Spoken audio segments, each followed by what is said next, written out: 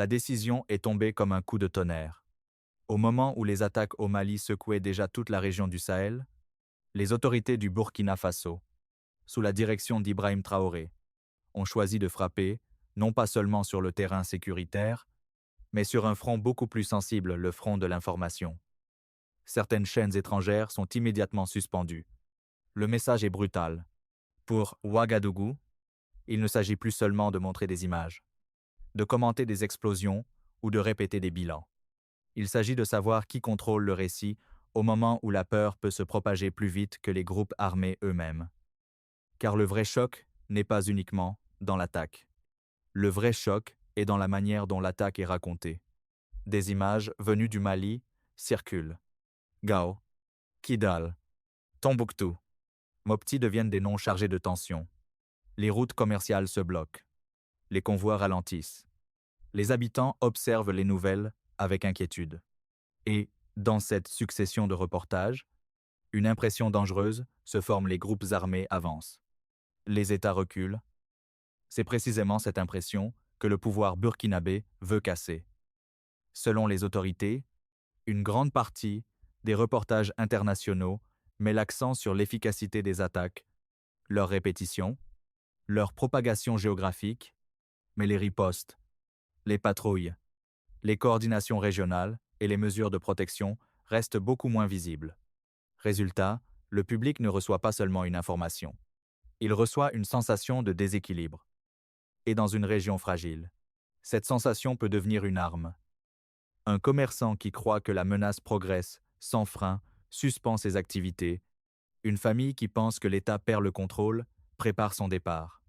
Une entreprise qui voit la peur monter reporte ses investissements. Ainsi, l'image médiatique ne reste pas à l'écran. Elle descend dans les marchés, les routes, les villages, les décisions économiques. La stratégie d'Ibrahim Traoré apparaît alors dans toute sa dureté. Il ne veut pas seulement répondre aux attaques. Il veut empêcher que les attaques deviennent, dans l'esprit du public, la preuve d'un effondrement général. Mais cette décision ouvre immédiatement une autre crise. Les défenseurs de la liberté de la presse dénoncent un contrôle excessif. Les partisans du pouvoir parlent d'une mesure de stabilité.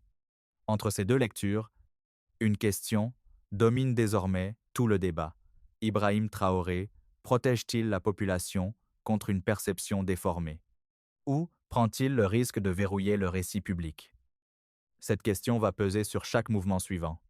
Pour comprendre pourquoi la réaction d'Ibrahim Traoré a été aussi rapide, il faut revenir à la transformation profonde du paysage politique sahélien depuis son arrivée au pouvoir en 2022, car derrière la suspension des chaînes étrangères, il existe une logique beaucoup plus vaste, celle d'un pouvoir qui considère désormais l'information comme un élément stratégique de sécurité nationale.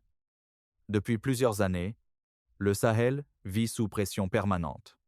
Les attaques armées ne touchent plus uniquement des zones isolées. Elles influencent les échanges commerciaux, les déplacements de population, les décisions diplomatiques et même la confiance des investisseurs étrangers. Chaque attaque crée une onde de choc qui dépasse largement le terrain militaire. Mais Ibrahim Traoré estime qu'un autre phénomène aggrave encore cette crise à la vitesse de propagation des récits médiatiques. Dans son entourage politique, plusieurs responsables considèrent que les conflits modernes ne se gagnent plus uniquement avec des armes. Ils se gagnent aussi avec des perceptions. Lorsqu'une population voit continuellement des images d'attaques réussies sans voir les réponses des autorités, elle finit par conclure que l'État recule, même lorsque les opérations sécuritaires continuent sur le terrain. C'est ce raisonnement qui devient central après les attaques survenues au Mali fin avril 2026. Les groupes armés frappent rapidement puis disparaissent. Gao attire l'attention régionale. Puis viennent des incidents à Kidal, Tombouctou et Mopti. Les vidéos circulent presque instantanément. Les médias internationaux diffusent des images de routes désertées, de convois interrompus et de populations inquiètes. En quelques heures, une dynamique psychologique commence à se construire. Les commerçants ralentissent leurs activités. Certaines routes deviennent moins fréquentées. Les communautés proches des frontières renforcent leur vigilance. Même des zones relativement éloignées ressentent la montée de la peur. Pour le pouvoir burkinabé, ce phénomène prouve une chose. L'impact d'une attaque dépend autant de sa couverture médiatique que de sa portée militaire réelle. C'est là que le Conseil supérieur de la communication du Burkina Faso intervient. Selon les analyses relayées par les autorités, plus de 70% des reportages étudiés mettent principalement en avant les succès des groupes armés, tandis que les mesures de riposte restent peu visibles. Pris séparément. Chaque reportage semble factuel, mais accumulés les uns après les autres. Ils produisent un récit unique, celui d'une progression continue des groupes armés dans le Sahel. Pour Ibrahim Traoré, ce déséquilibre représente un danger direct, car une population qui perd confiance devient plus difficile à stabiliser. Les investisseurs suspendent leurs projets. Les entreprises ralentissent leurs opérations.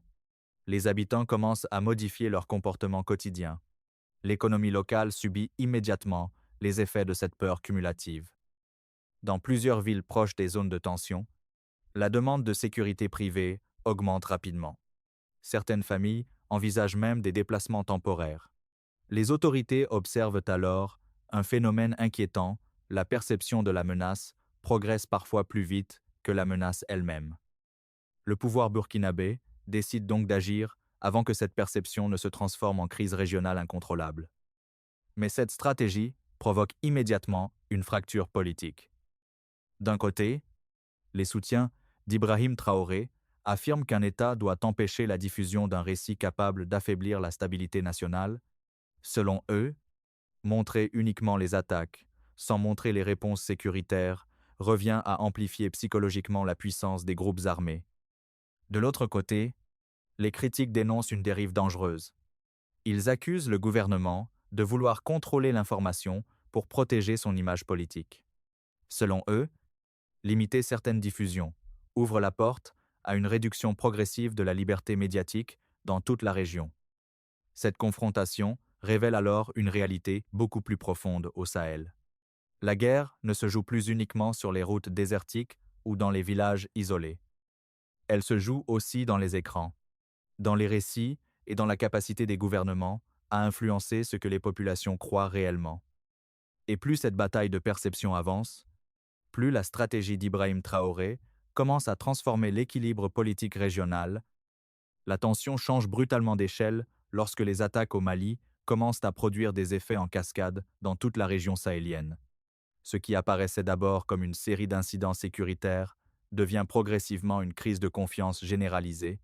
Et pour Ibrahim Traoré, le danger ne vient plus seulement des groupes armés. Il vient désormais de la vitesse avec laquelle la peur circule. Tout commence par quelques frappes coordonnées dans des zones déjà fragiles. Les groupes armés attaquent rapidement, visent des axes sensibles, puis disparaissent avant l'arrivée des renforts. Les vidéos apparaissent presque immédiatement sur les réseaux sociaux. Des véhicules détruits, des routes abandonnées, des habitants en fuite. Chaque image alimente un sentiment de progression continue. Puis l'effet domino commence. Dans certaines régions proches des frontières, des commerçants suspendent temporairement leurs activités. Des convois ralentissent leurs déplacements. Les chauffeurs modifient leurs itinéraires pour éviter certaines routes considérées comme trop exposées, même lorsque les attaques restent éloignées. L'impression d'insécurité se propage beaucoup plus vite que les événements eux-mêmes. Les autorités burkinabées observent alors un phénomène particulièrement inquiétant. Les populations ne réagissent plus seulement aux faits réels. Elles réagissent à l'accumulation des récits médiatiques. Chaque reportage supplémentaire renforce l'idée que les groupes armés contrôlent progressivement le rythme de la région. Cette perception commence à modifier les comportements quotidiens. Certaines familles envisagent des déplacements temporaires. Des entreprises retardent leurs investissements. Des marchés locaux voient leur activité ralentir brutalement. Dans plusieurs zones économiques sensibles, les échanges diminuent déjà. Les opérateurs logistiques parlent d'un climat de prudence extrême. Même des partenaires étrangers commencent à surveiller attentivement l'évolution sécuritaire du Sahel avant de maintenir certains projets. Pour Ibrahim Traoré, ce moment devient critique. Car plus la perception d'un déséquilibre s'installe, plus l'autorité des États risque de s'affaiblir. Une région peut résister à des attaques ponctuelles, mais elle résiste beaucoup plus difficilement à l'idée permanente que les institutions perdent le contrôle. C'est précisément pour éviter cette rupture psychologique que Ouagadougou accélère sa stratégie médiatique. Les autorités renforcent les contrôles de diffusion. Les institutions proches du pouvoir multiplient les messages insistant sur les opérations sécuritaires et les coordinations régionales. L'objectif devient clair, empêcher que la peur collective ne transforme chaque attaque en victoire politique pour les groupes armés. Mais cette réponse provoque immédiatement une nouvelle vague de critiques. Des observateurs internationaux accusent le Burkina Faso de vouloir imposer une lecture officielle des événements. Des journalistes dénoncent une tentative de verrouillage progressif de l'espace médiatique. Certains analystes avertissent même qu'un contrôle excessif de l'information pourrait finir par produire l'effet inverse et alimenter encore davantage la méfiance. Pourtant, dans l'entourage d'Ibrahim Traoré, une autre conviction domine. Selon plusieurs responsables proches du pouvoir, laisser circuler en boucle des images d'attaques sans contrepoids médiatique revient à offrir aux groupes armés une victoire psychologique gratuite. Dans cette logique, la guerre de perception devient presque aussi importante que les opérations militaires elles-mêmes. Et pendant que ce débat explose, un autre phénomène commence discrètement à apparaître. La crise sécuritaire malienne n'est plus perçue comme un problème localisé. Elle devient progressivement le symbole d'un affrontement régional sur le contrôle de la stabilité, de l'information et de la confiance publique. À mesure que la crise s'intensifie, la véritable stratégie d'Ibrahim Traoré commence à apparaître avec beaucoup plus de clarté. Car derrière les suspensions de chaînes étrangères et les discours sur la stabilité, le pouvoir burkinabé poursuit, en réalité, un objectif beaucoup plus ambitieux, reprendre le contrôle du rythme psychologique de toute la région sahélienne. Depuis son arrivée au pouvoir, Ibrahim Traoré cherche à construire une image d'autorité capable de résister là où plusieurs gouvernements précédents ont échoué. Cette image repose sur une idée centrale dans une guerre asymétrique. La perception du contrôle peut devenir aussi importante que le contrôle lui-même. Et c'est précisément ce point qui explique la brutalité des décisions prises après les attaques au Mali. Pour les autorités burkinabées, chaque reportage montrant uniquement des offensives armées produit un effet cumulatif extrêmement dangereux. Une attaque isolée peut être contenue militairement. Mais lorsqu'elle est répétée des dizaines de fois sur les écrans sans montrer les réponses sécuritaires, elle finit par créer une impression d'avancée permanente. Cette impression agit directement sur la société. Les citoyens deviennent plus prudents. Les entreprises ralentissent leurs activités. Les investisseurs reportent leurs décisions. Les partenaires internationaux commencent à douter de la stabilité régionale. Dans cette logique, contrôler la perception devient une manière de protéger l'économie, la cohésion sociale et la crédibilité de l'État. Le pouvoir burkinabé met alors en place une stratégie à plusieurs niveaux. Premièrement, les autorités renforcent leur communication interne. Les médias proches du gouvernement insistent davantage sur les opérations de sécurité, les patrouilles conjointes et les mécanismes de coordination régionale. L'objectif est simple: empêcher que les populations aient l'impression d'un vide sécuritaire total. Deuxièmement, les institutions chargées de la régulation médiatique surveillent de plus près les contenus considérés comme susceptibles d'amplifier la peur collective. Officiellement, il ne s'agit pas de nier les attaques. Il s'agit d'éviter une accumulation d'images pouvant produire une perception disproportionnée du rapport de force réel. Troisièmement, Ouagadougou cherche à renforcer une forme de résilience psychologique nationale. Le message transmis est clair: le Sahel traverse une phase critique. Mais l'État reste capable d'agir, de coordonner et de répondre. Cette communication vise surtout à empêcher un phénomène que les autorités redoutent particulièrement: la contagion de la peur. Car une fois que cette peur s'installe durablement, ses conséquences deviennent extrêmement difficiles à contrôler. Les marchés ralentissent, les populations se déplacent, les réseaux commerciaux se fragilisent, les partenaires économiques deviennent plus prudents. Selon plusieurs indicateurs relayés dans les cercles sécuritaires régionaux, Certaines zones, touchées par les tensions, ont déjà observé des baisses sensibles des transactions commerciales et une hausse des demandes de sécurité privée.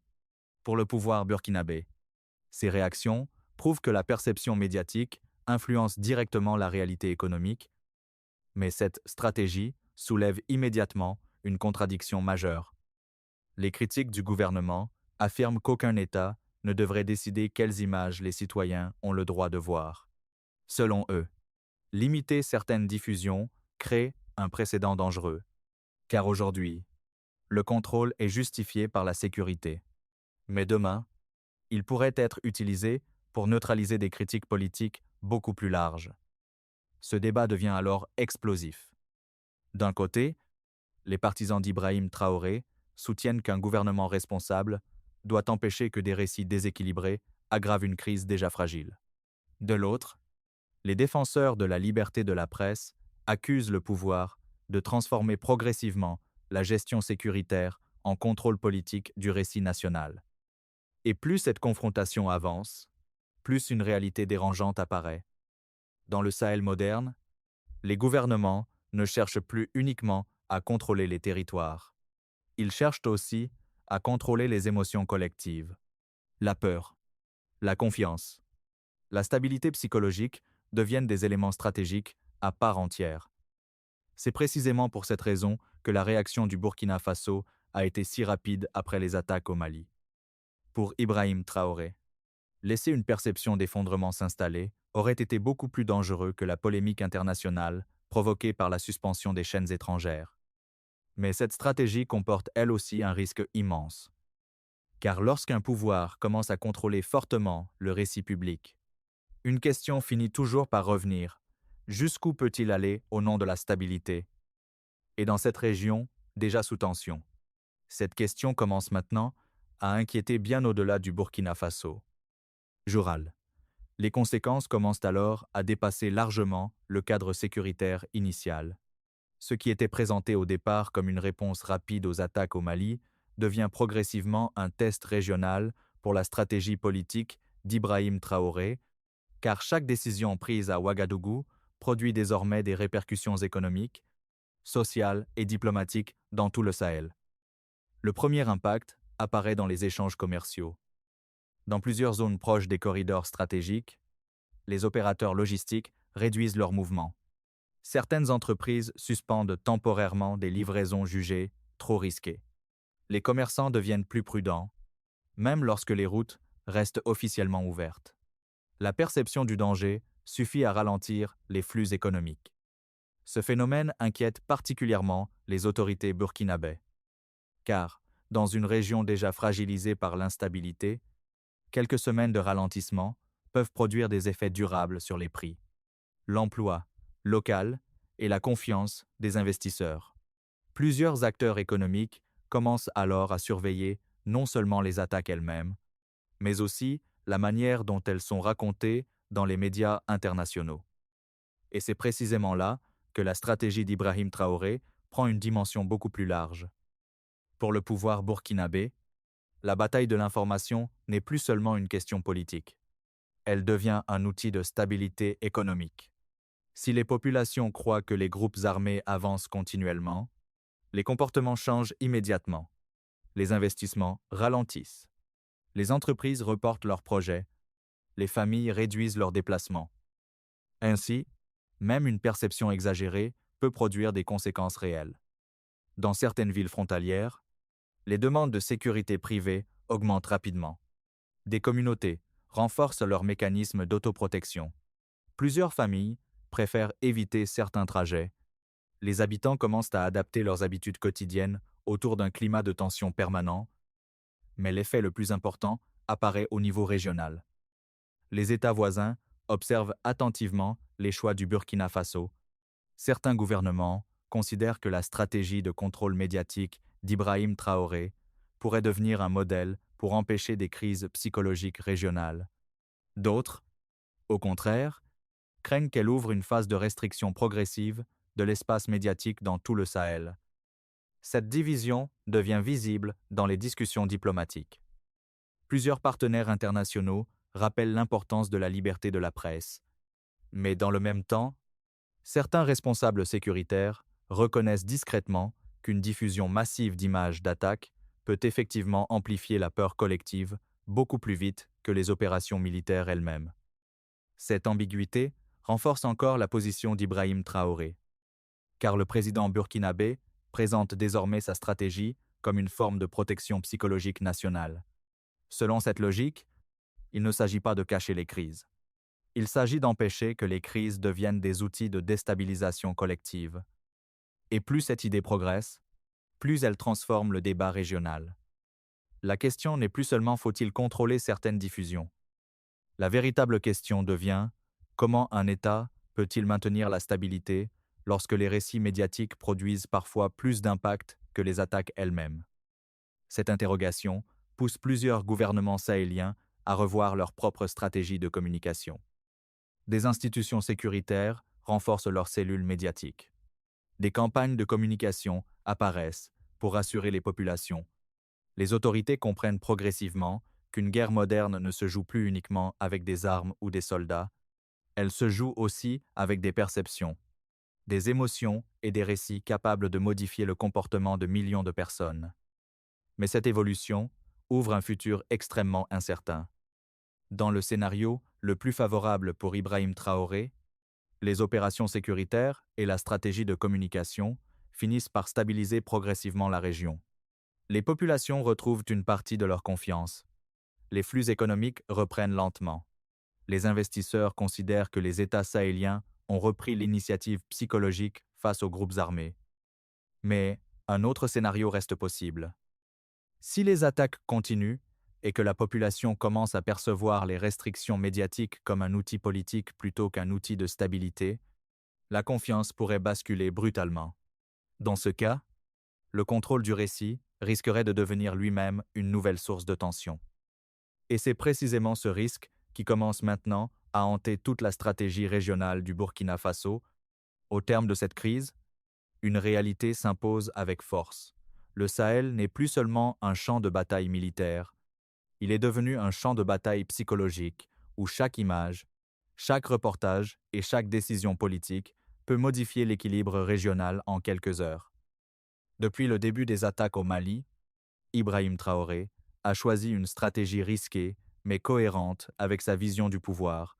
Pour lui, laisser s'installer une perception permanente d'effondrement aurait été plus dangereux encore que les critiques internationales provoquées par la suspension de certaines chaînes étrangères.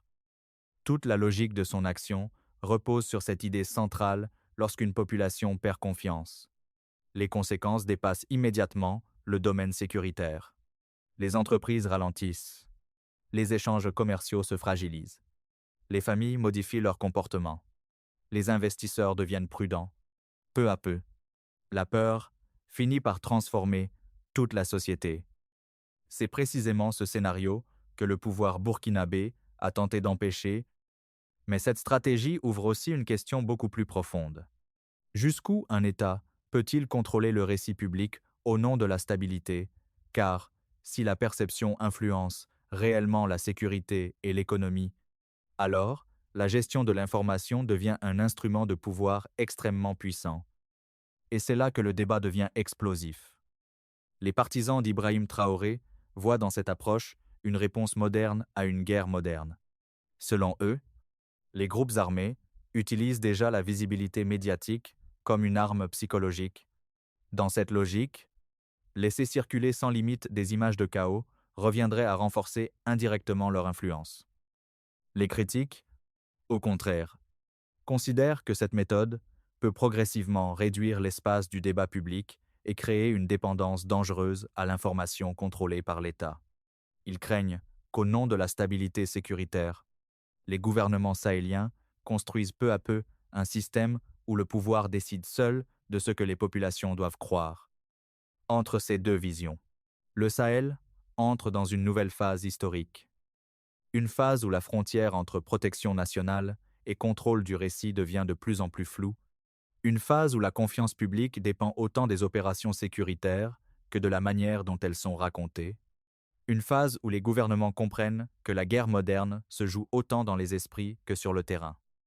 Et, pendant que cette transformation avance, Une dernière question reste suspendue au-dessus de toute la région. Si la perception peut réellement changer la stabilité d'un pays, alors qui contrôlera demain la perception du Sahel lui-même? Car, derrière les attaques, derrière les médias et derrière les décisions politiques, une bataille beaucoup plus grande continue désormais de se jouer. La bataille pour contrôler la peur. La bataille pour contrôler la confiance. Et surtout, la bataille pour contrôler la manière dont toute une région voit son propre avenir.